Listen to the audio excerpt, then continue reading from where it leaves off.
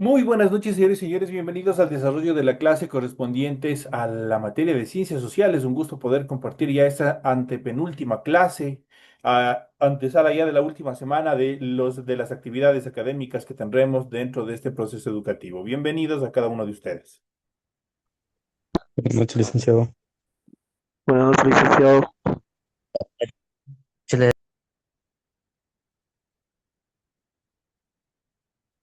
Como están? Muy buenas noches, compañeros. Bienvenidos al desarrollo de las actividades que se ha planificado para esta hora de clase. Bienvenidos al desarrollo de las actividades correspondientes a esta nueva actividad de clases que tenemos. Iniciamos con el desarrollo de las actividades y vamos a hablar sobre un tema bastante importante que todo el mundo debe saber y todo el mundo debe conocer, como son las garantías constitucionales, deberes, derechos y garantías constitucionales que nosotros tenemos establecidos en nuestra Constitución. Nadie estamos libres de un proceso jurídico, nadie estamos libres de una demanda, de un juicio, en el cual obviamente se establezcan determinadas, aplicación de determinadas leyes. Pero estas leyes, por lo general, son de carácter coercitivo, son de carácter sancionatorio. Estas deben tener una correlación con lo establecido en nuestra Constitución del Ecuador. La Constitución del Ecuador prácticamente es la norma mediante la cual regula el funcionamiento del Estado, regula y garantiza también los deberes y los derechos que nosotros tenemos como ciudadanos. Y dentro de estas características, justamente vamos a hablar de las garantías constitucionales. ¿Qué son las garantías constitucionales? Los tipos de garantías constitucionales. Y en la segunda hora de nuestra clase iremos analizando también un poco de acuerdo a una sentencia emitida por la Corte Constitucional en función de estos temas. Las garantías constitucionales son derechos o libertades fundamentales que la Constitución reconoce a todos los ciudadanos con la finalidad de prevenir la vulneración de sus derechos y exigir el cumplimiento efectivo de los mismos. Aquí tienen ustedes, obviamente, la respuesta, que son las garantías constitucionales. Entonces, ya hemos visto que las garantías constitucionales, que son en primer lugar, son derechos o también se los conoce como libertades fundamentales, que la Constitución del Ecuador reconoce a todos los ciudadanos. ¿Con qué finalidad? ¿Con qué objetivo? De prevenir la vulneración de derechos, de prevenir que determinada ley vulnere los derechos. Por ejemplo, en nuestro estado está prohibido la pena de muerte. No puede haber ninguna ley, ni siquiera en la ley subjetiva que tenemos, la ley paralela que tenemos, que es la justicia indígena, no existe la pena capital, la pena de muerte.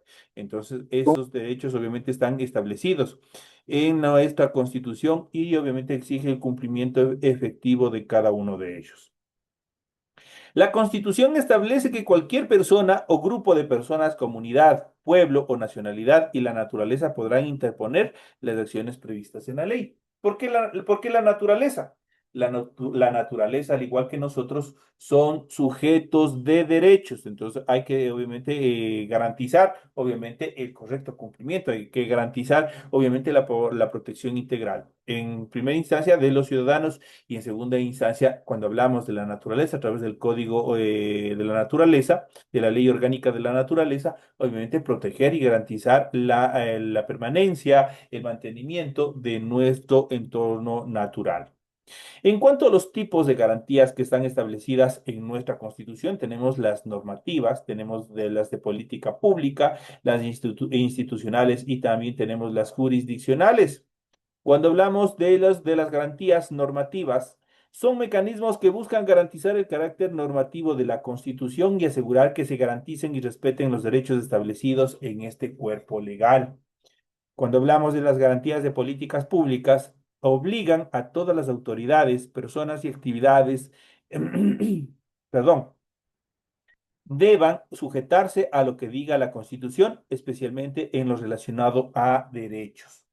Cuando hablamos de garantías institucionales, estas aseguran la existencia de instituciones y organizaciones que caractericen al Estado ecuatoriano y garanticen su institucionalidad. Dentro de ellos, por ejemplo, cualquiera de los ministerios, el Ministerio de Educación, el Ministerio de Salud, la Policía Nacional, el Ejército, todos están garantizados como instituciones y están establecidos como garantías. ¿Dentro de qué nivel? De las garantías institucionales. Y por último tenemos las garantías jurisdiccionales. Estas tienen como finalidad la protección eficaz e inmediata de los derechos reconocidos en la Constitución. Ya vamos a ver más adelante cuáles son cada uno de ellos. Vamos a hablar justamente de las garantías jurisdiccionales, que son las que más obviamente nos interesa a nosotros, que la población en general conozca y obviamente tenga un conocimiento exacto. ¿Quién de ustedes en algún momento no ha utilizado algunas de estas garantías jurisdiccionales? Vamos a ver cuáles son. Y obviamente algunos de ustedes ya habrán en algún momento incluso escuchado cuáles son las garantías jurisdiccionales. La Constitución ecuatoriana reconoce 6 garantías jurisdiccionales fundamentales para la protección de los derechos de los ciudadanos. Primero, la acción de protección. Luego, la acción del habeas corpus.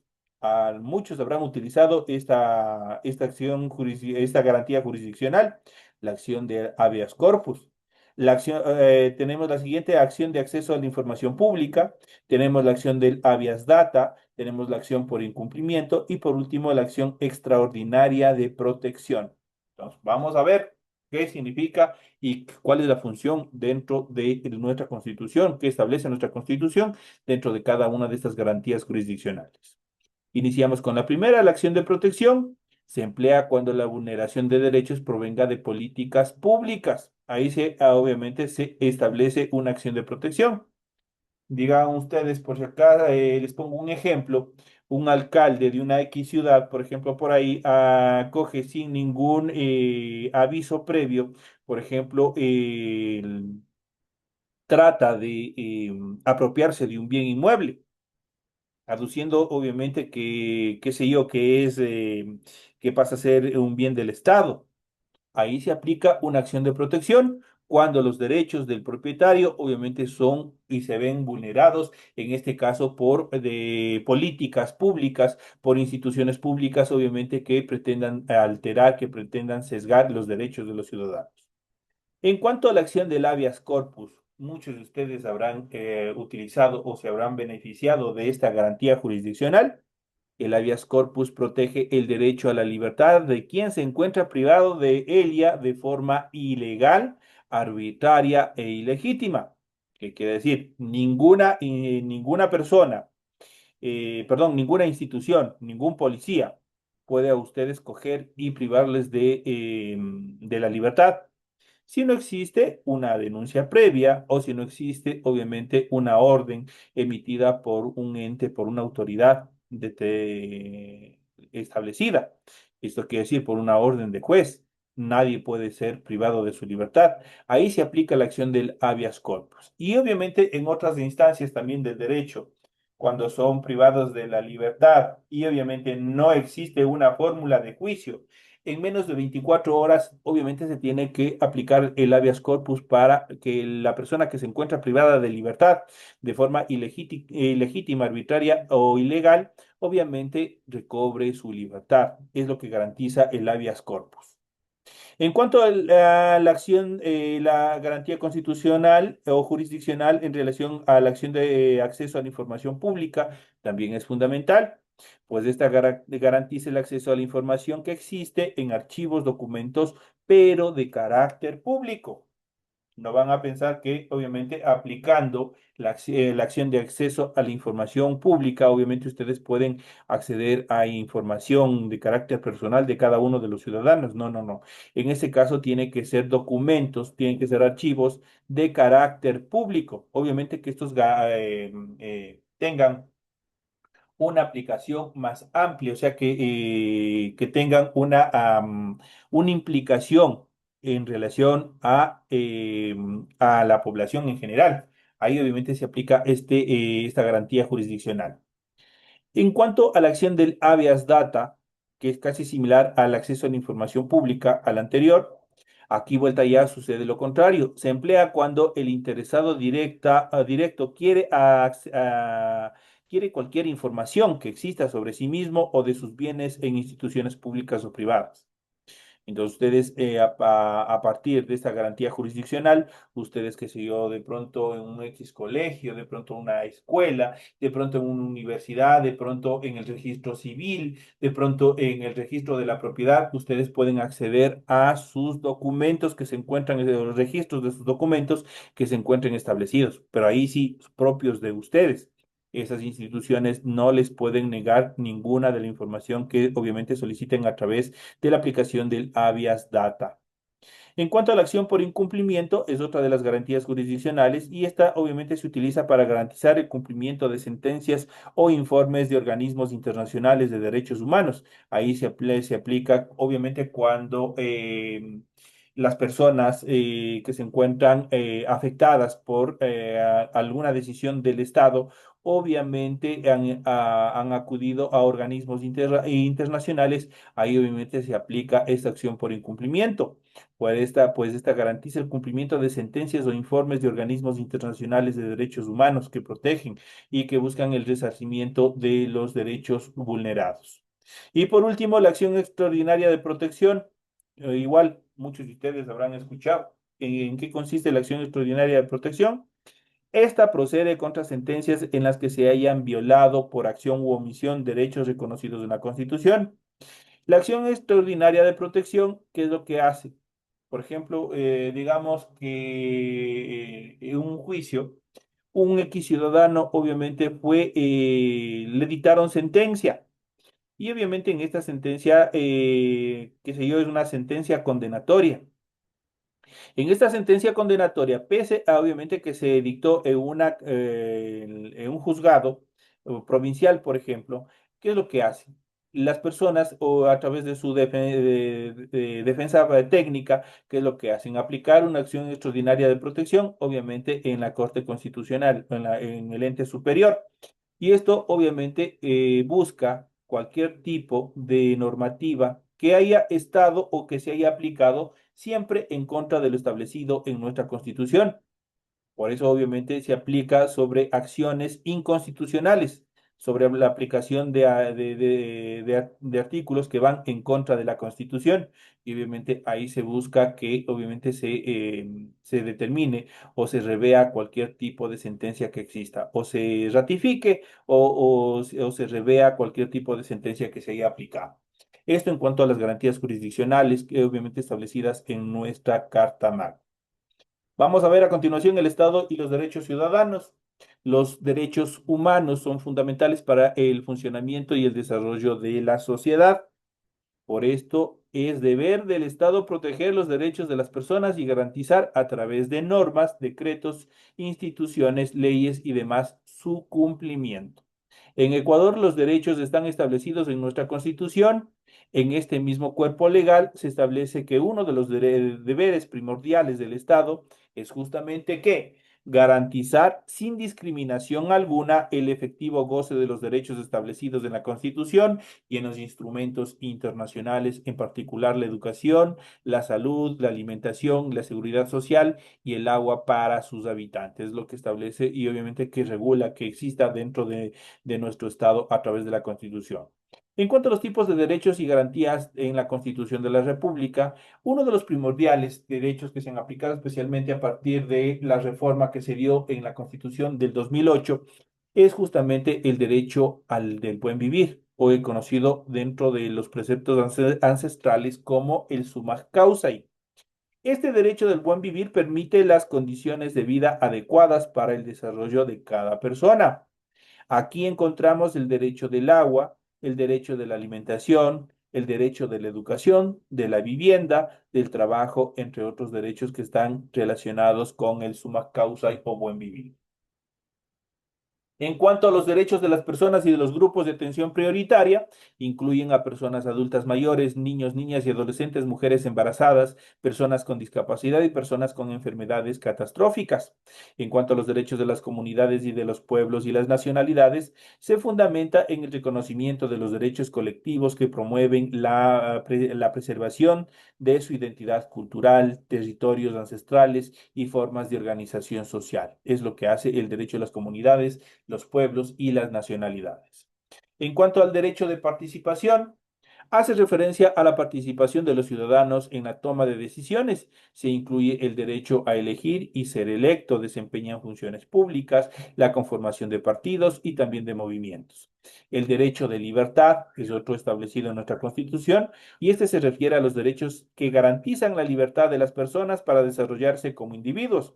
Aquí se encuentran, entre otros, el derecho a la vida, a la integridad personal, a la igualdad, a la libertad de opinión, a la libertad de credo, que es importante dentro de todos los procesos de formación teológica que se han dado en nuestra sociedad, a la libertad de asociación y también de tránsito. Y por último tenemos a continuación el derecho de la naturaleza. Este se refiere al respeto íntegro a la naturaleza, su mantenimiento, preservación y también restauración. Esos son los tres pilares fundamentales, obviamente establecidos en la Constitución y también en la Ley Orgánica de la Naturaleza. El mantenimiento, la preservación y la restauración. Tenemos el derecho de protección, hace referencia al acceso a la justicia, a la defensa y a la protección especial.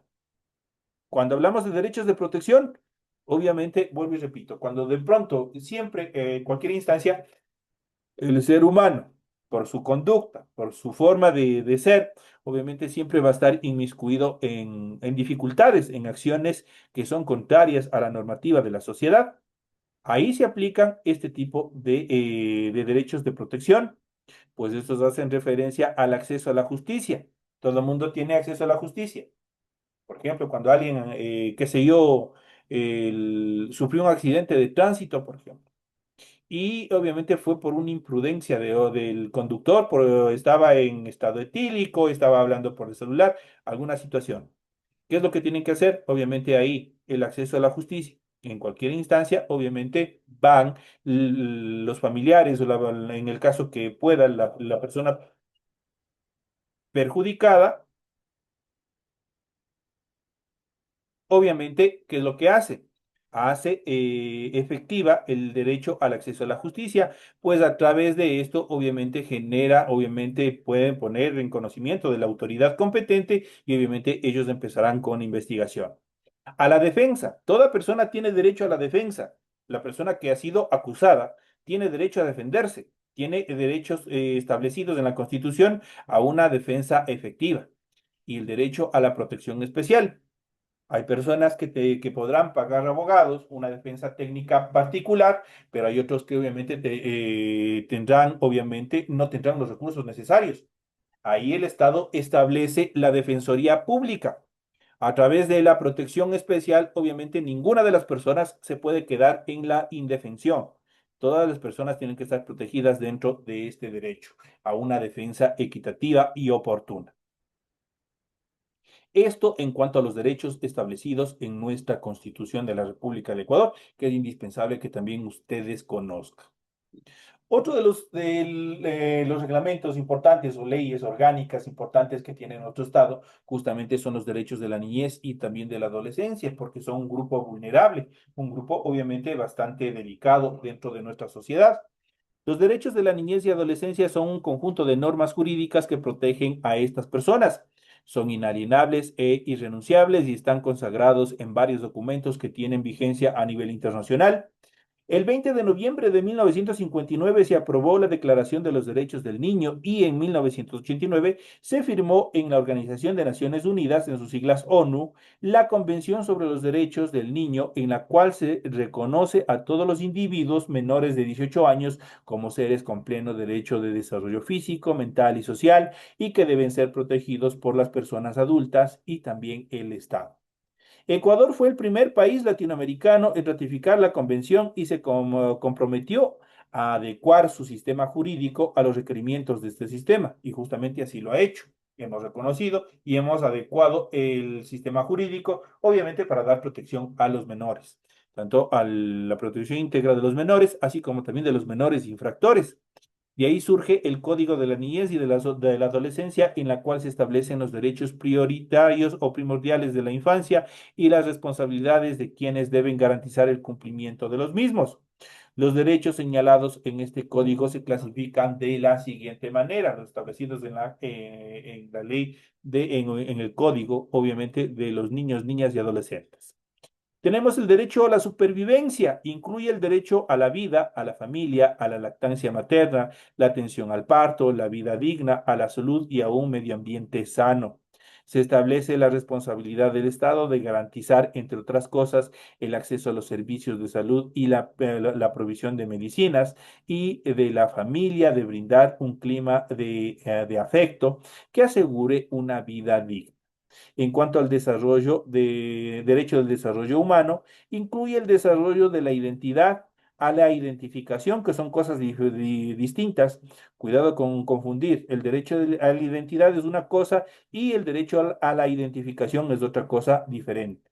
A la educación, a la vida cultural y a la información, al descanso y también a la recreación. Todos esos derechos están establecidos en el código.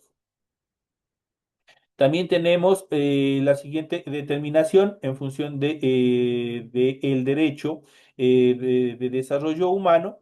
Se establece la responsabilidad del Estado de preservar la identidad de los niños, de garantizar el acceso a la educación, de dotar de insumos necesarios, de impulsar actividades artísticas, deportivas y culturales. Para los progenitores también se establece el deber de identificación a los niños, de matricularlos en establecimientos educativos y participar activamente en su desarrollo. Es por eso que el derecho a la educación obviamente es primordial. Los padres, obviamente, hasta los 18 años, tienen la obligación, obviamente, de que sus hijos, obviamente, estén registrados dentro del sistema de educación pública, obviamente, o también del privado, dependiendo, obviamente, las posibilidades de cada uno. En cuanto a los derechos de protección, incluyen el derecho a la libertad y a la integridad. Se prohíbe la utilización de imágenes de niños, niñas y adolescentes con fines bélicos o también de proselitismo político. Y por último, los derechos de participación incluyen el derecho a la libertad de expresión, de pensamiento, de reunión y asociación, a ser consultados en caso de así requerirlos. Se prohíbe obligar a niños, niñas y adolescentes a participar sin su consentimiento en cualquier acto. Obviamente tienen que pedir el consentimiento. En cuanto a los derechos humanos, la interculturalidad y también la globalización, vamos a ver a continuación cuáles son estas características fundamentales. Los flujos permanentes de bienes materiales, energía, productos industriales y agrícolas, inmateriales tales como servicios, capitales e información, y también humanos como es las migraciones, han generado profundos cambios en la economía, en la sociedad, en la cultura, entre otros aspectos de nuestra sociedad. La valoración de esta transformación es objetivo de controversias. Por un lado, algunos de estos cambios se consideran un avance positivo y extraordinario en el desarrollo de las sociedades, especialmente la de los países considerados motores de la globalización. Por otro lado, existen inconvenientes que afectan sobre todo a los países de la periferia o a las capas sociales menos favorecidas, eso es, a los países tercermundistas, a los países que no alcanzaron un proceso de desarrollo industrial. Así, la globalización, por un lado, proporciona la posibilidad de conocer otras culturas y pueblos. La difusión de la cultura ayuda al enriquecimiento cultural de las personas y, por tanto, el entendimiento entre los distintos pueblos. Pero por otro lado, la difusión cultural tiene el peligro de que una cultura tome por influencia o imposición las características de otra, sustituyendo las suyas propias. Así puede aparecer una cultura global, lo que supondría la pérdida de la diversidad cultural. De igual manera, los derechos humanos han sido cuestionados en el sentido de que provienen de la tradición occidental, caracterizada por el énfasis en la libertad individual, que deriva en un antropocentrismo, es decir, se ve al ser humano como ente superior cuyos derechos deben satisfacerse en detrimento de otros seres. En contraposición se encuentra la cosmovisión de diversos grupos humanos que afirman lógicas comunitarias holísticas en torno que vinculan la vida espiritual y material en donde el ser humano viva en armonía consigo mismo y también con el resto de seres y la naturaleza que lo rodea. También la expansión de las TICs, la informática, los diferentes medios tecnológicos de comunicación, implica una reformulación del concepto de ciudadanía, ampliándose al campo digital, enfatizando en los derechos que tienen que ver con el acceso libre a la información, al conocimiento y el uso responsable de los mismos. Esos son obviamente los temas importantes que nosotros, obviamente, y que ustedes tienen en su material de apoyo. Esto en cuanto a temas importantes que todos los ciudadanos deben saber cómo, qué es lo que, cuál es la función principal de nuestra Constitución. Y dentro de nuestra Constitución existe una serie de estructuras jurídicas, obviamente, que garantizan, que estabilizan el funcionamiento correcto del Estado. A continuación, justamente vamos a ver cada uno de ellos, vamos a ir analizando cómo están constituidos, cuáles son las características fundamentales y vamos a ver. Vamos a ver, obviamente, los derechos y garantías constitucionales a partir de la sentencia número 184-18-CEP-CC en el caso 11692-12-EP. Esto emitido por la Corte Constitucional. En cuanto a los derechos y garantías constitucionales, el artículo 1 de nuestra Constitución de la República señala justamente que el Ecuador es un Estado constitucional de derechos y justicia. Eso dice, obviamente, un extracto del artículo número 1. En este contexto, todas las personas ecuatorianas y extranjeras que residen en el Ecuador están sujetas a cumplir la normativa constante en nuestro ordenamiento jurídico, es decir, ejerciendo derechos, pero también contrayendo obligaciones y cumpliendo deberes, lo cual guarda concordancia con el artículo 1 del Código Civil, que señala que la ley es una declaración de la voluntad soberana, eso quiere decir del pueblo, que manifestada en la forma prescrita por la Constitución, que es lo que hace, manda, prohíbe o permite. Ese es el concepto de la ley. Muchos de ustedes en algún momento les preguntarán, pero ¿qué es para usted la ley? El artículo 1 del Código Civil, el artículo primero del Código Civil de nuestro Ecuador, señala que la ley es una declaración de la voluntad soberana. Eso quiere decir, para construir la ley, primero obviamente lo preguntaron al pueblo que manifestada de forma prescrita en la Constitución. Eso quiere decir que tiene que estar establecida, escrita en la Constitución. Si no está alguna ley escrita en la Constitución, obviamente no se puede aplicar, no hay cómo aplicar. ¿Qué es lo que hace prescrita en la Constitución? Manda, tienen que obedecer lo que se dice, prohíbe, no pueden hacer determinadas cosas o permite, tienen que cumplir. Entonces, ahí tienen tres excepciones fundamentales en relación al concepto en sí de lo que es la ley. Manda, prohíbe o permite. Esas son las determinaciones de la ley. Para el ejercicio de los derechos se debe considerar los principios contemplados en el artículo 11 de nuestra Constitución, siendo relevante lo establecido en el numeral 2, que trata sobre la igualdad, la no discriminación, entre otras determinaciones. El derecho a la identidad personal contemplado en el artículo 66, numeral 28 de la Constitución tiene una trascendental importancia para todas las personas, sin distingo de ninguna condición y naturaleza. Eso quiere decir que se aplica para todos y todas, ya que este derecho es la esencia de todos, en virtud de que el mismo constituye el fundamento para el ejercicio de los demás derechos, lo cual guarda concordancia y armonía con lo establecido en los diferentes instrumentos internacionales y en el ordenamiento jurídico ecuatoriano. Para la realización de la justicia dentro de los derechos de las personas se debe tomar en cuenta lo establecido en el artículo 425 de la Constitución de la República del Ecuador, que trata sobre el orden jerárquico de aplicación de las normas. Así por citar, la Constitución está en primer lugar, luego están los tratados y convenios internacionales, luego están las leyes orgánicas, luego están las leyes ordinarias, luego están las ordenanzas. Aquí se aplica esta teoría o este teorema justamente se aplica de acuerdo a la pirámide de Kensel. La pirámide de Kensel es la que determina el orden jerárquico de la aplicación de las leyes. Ustedes deben conocer, para los que de pronto han tenido algún problema jurídico, deben conocer que el Código Civil, perdón, el Código Penal es uno de los que se aplican en caso de delitos.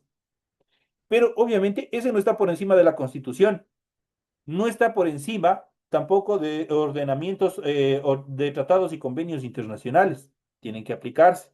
Entonces, las leyes orgánicas obviamente están establecidas o el Código Integral Penal es una ley orgánica y tiene ese nivel. Si hablamos, por ejemplo, de ordenanzas municipales, las ordenanzas municipales no pueden estar por encima de la Constitución de la República, no pueden estar por encima de tratados y convenios internacionales, y sobre todo tratándose de derechos humanos. Tienen que mirar, tienen que observar justamente hacia la Constitución.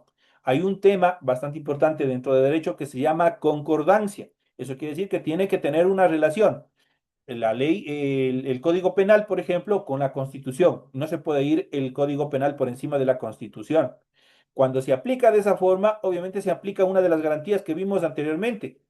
En el caso que exista una violación, una violación por instituciones o jueces, en el caso que se dé este fenómeno, obviamente tienen que solicitar o tienen que aplicar una acción extraordinaria de protección, porque la ley, una normativa, obviamente está en contraposición con la Constitución o está en contraposición con tratados y convenios internacionales. Eso es una de las características fundamentales. Para organizar la dignidad del ser humano o de las comunidades, pueblos y nacionalidades, el organismo competente debe adecuar las leyes y demás normas jurídicas y de los derechos previstos en la Constitución y de los tratados internacionales. Cuando un derecho contemplado en la Constitución ha sido vulnerado, las personas tienen la facultad de presentar una acción de protección como garantía jurisdiccional, lo que les había mencionado anteriormente, o uno de los, con un ejemplo, entonces ya les había mencionado cómo tienen que hacer en el caso, obviamente, que sean vulnerados derechos a través de la aplicación de normativa vigente y obviamente que esta obviamente vulnere derechos fundamentales. Esto en cuanto a esta actividad. Se queda pendiente, lamentablemente llegamos a la parte final de la actividad correspondiente a esta clase. En las siguientes clases iremos topando los siguientes temas, iremos viendo el derecho a la identidad y los demás derechos obviamente establecidos en nuestra Constitución. Pero aquí, obviamente, en esta primera parte, ustedes ya tienen una mejor visión en cuanto a la aplicación de los derechos y garantías constitucionales, cómo funcionan, dónde están establecidos, como obviamente incluso hemos visto, ya le hemos mencionado en esta clase un poquito en relación a la organización. La pirámide de Kensel obviamente es la que determina el orden jerárquico, cuál es la de mayor categoría y cuál es la de menor categoría en cuanto a su aplicación. Señores y señores, de esta manera llegamos a la parte final del desarrollo de la presente clase. Ha sido un gusto haber compartido con ustedes el desarrollo de un tema bastante importante y esencial que todo ciudadano, toda, indistintamente, sea pequeño, sea grande o sea adulto, debe conocer para que no sean vulnerados sus derechos. Eso tienen que tener siempre en consideración. Señores y señores, no me despido de ustedes y más bien les invito a continuar en el proceso educativo, pues nos veremos, tenemos otra siguiente clase a partir de las 8:40 correspondientes a la materia de ciencias naturales. Nos vemos en la siguiente hora. Gracias, licenciado. Gracias, Liz. Luego.